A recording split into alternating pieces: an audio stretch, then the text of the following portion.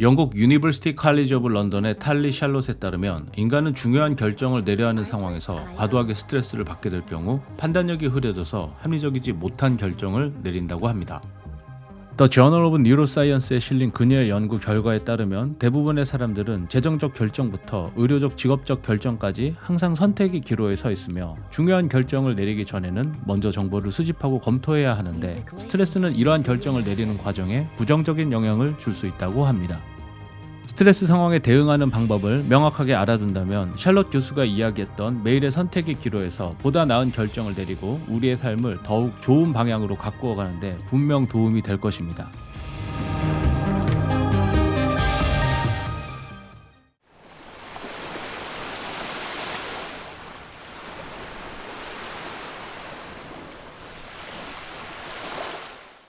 A few years ago, I broke into my own house.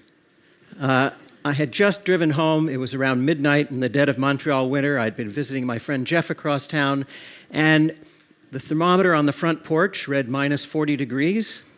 And don't bother asking if that's Celsius or Fahrenheit. Minus 40 is where the two scales meet. It was very cold. And as I stood on the front porch fumbling in my pockets, I found I didn't have my keys. In fact, I could see them through the window lying on the dining room table where I had left them. So I quickly ran around and tried all the other doors and windows, and they were locked tight.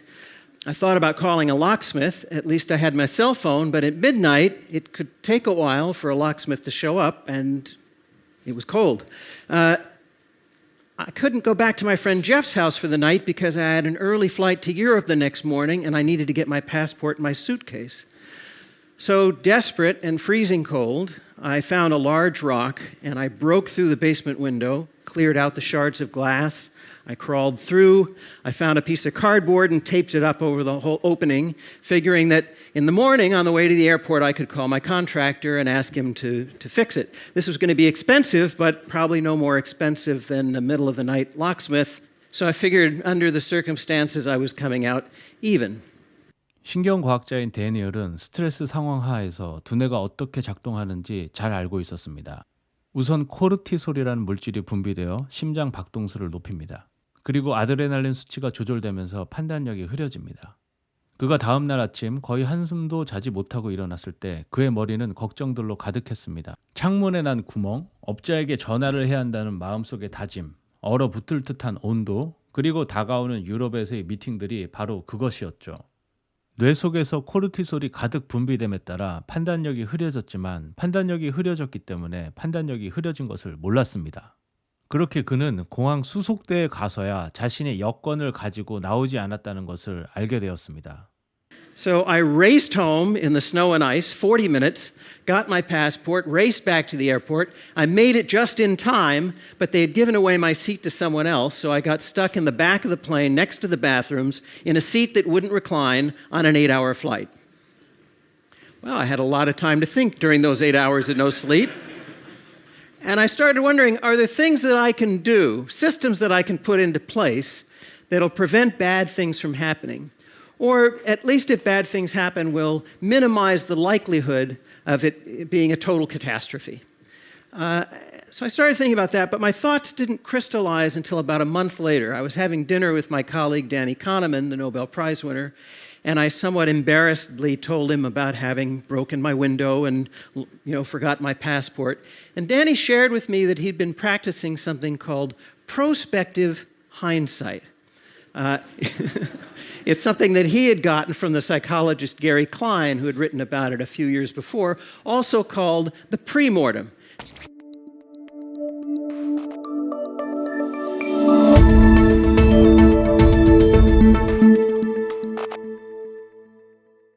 Now, you all know what the postmortem is. Whenever there's a disaster, a team of experts come in and they try to figure out what went wrong, right? Well, in the pre-mortem, Danny explained, you look ahead and you try to figure out all the things that could go wrong, and then you try to figure out what you can do to prevent those things from happening or to minimize the damage. So what I want to talk to you about today are some of the things we can do in the form of a pre-mortem. Around the home, designate a place for things that are easily lost. Now, this sounds like common sense, and it is, But there's a lot of science to back this up based on the way our spatial memory works. There's a structure in the brain called the hippocampus. Keep track of the locations of important things. Mechanism in the brain for finding things, but it's really good for things that don't move around much, not so good for things that move around. So this is why we lose car keys and reading glasses and passports. So in the home, designate a spot for your keys, a hook by the door, maybe a decorative bowl. For your passport, a particular drawer. For your reading glasses, a particular table. If you designate a spot and you're scrupulous about it, your things will always be there when you look for them. What about travel? Take a cell phone picture of your credit cards, your driver's license, your passport. Mail it to yourself so it's in the cloud. If these things are lost or stolen, you can facilitate replacement. Remember, when you're under stress, the brain releases cortisol. Cortisol is toxic and it causes cloudy thinking. So part of the practice of the premortem is to recognize that under stress, you're not going to be at your best, and you should put systems in place.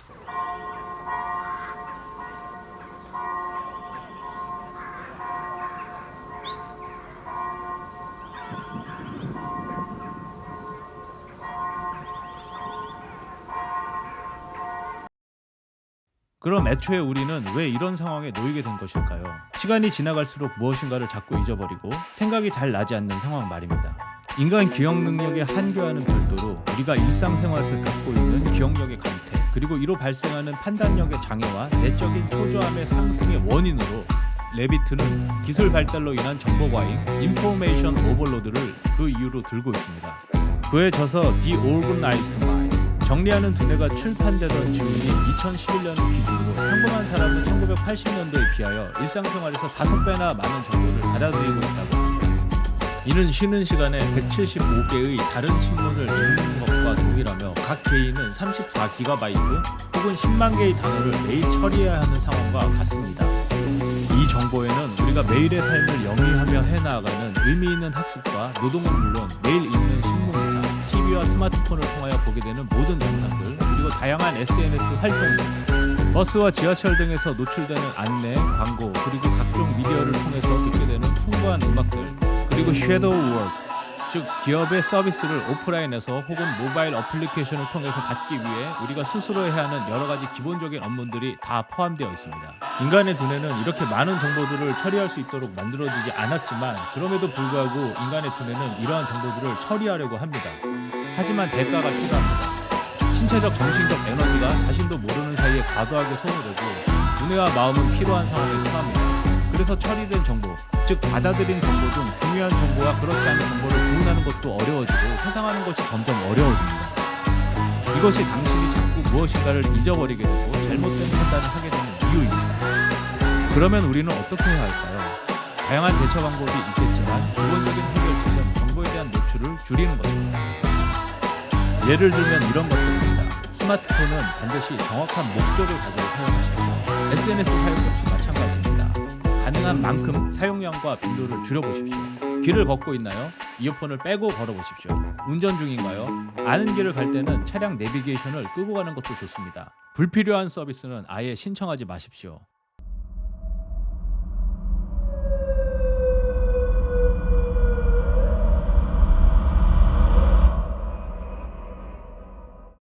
So the idea of the premortem is to think ahead of time to the questions that you might be able to ask. You don't want to have to manufacture all of this on the spot. You might change your mind in the heat of the moment, but at least you're practiced with this kind of thinking.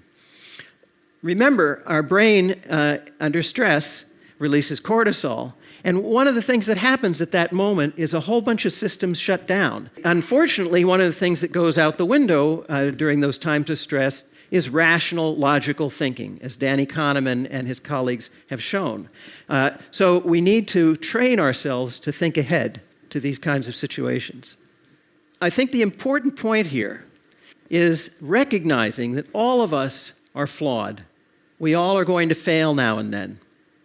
The idea is to think ahead to what those failures might be, to put systems in place that will help minimize the damage or to prevent the bad things from happening in the first place. Getting back to that snowy night in Montreal, when I got back from my trip, I had my contractor install a combination lock next to the door with a key to the front door in it, an easy-to-remember combination. And I have to admit, I still have piles of mail that haven't been sorted and piles of emails that I haven't gone through. So I'm not completely organized, but I see organization as a gradual process, and I'm getting there. Thank you very much.